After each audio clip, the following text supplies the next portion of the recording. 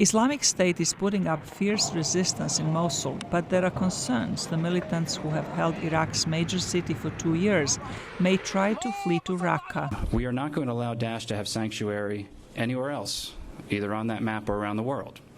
So today you may have seen the initial phase of operations to liberate Raqqa have begun. This will happen in phases. It'll happen in very close consultations with our partners on the ground, the Syrian Democratic Forces, and also with our allies in the region, particularly Turkey. Earlier Sunday, a coalition of Kurdish, Arab, and Christian forces announced that the operation to liberate Raqqa, dubbed the Euphrates Rage, had officially begun. The operation started on the night of Saturday, November 5, 2016, when the Euphrates Rage Operation Room was formed to lead the liberation campaign and to coordinate between all participating factions and fronts. The Syrian anti-Islamic State force says its campaign is not linked to the fight for Mosul. The timing, of course, is positive so that we can stop the Islamic State threat in the Middle East and the world. As for preparations, we can say there will be 30,000 troops participating in this campaign.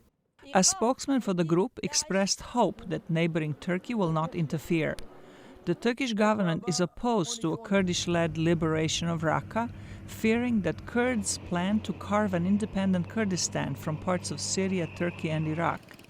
But the U.S. envoy emphasized the importance of local forces leading the liberation of the Syrian city. When it comes to Raqqa, I want to make very clear, it is our principal priority throughout this campaign that the vanguard of the force that takes major territory from Daesh should be locally based forces. So when it comes to Raqqa, we want a force that ultimately liberates Raqqa that is primarily from the local area, Arabs from the area.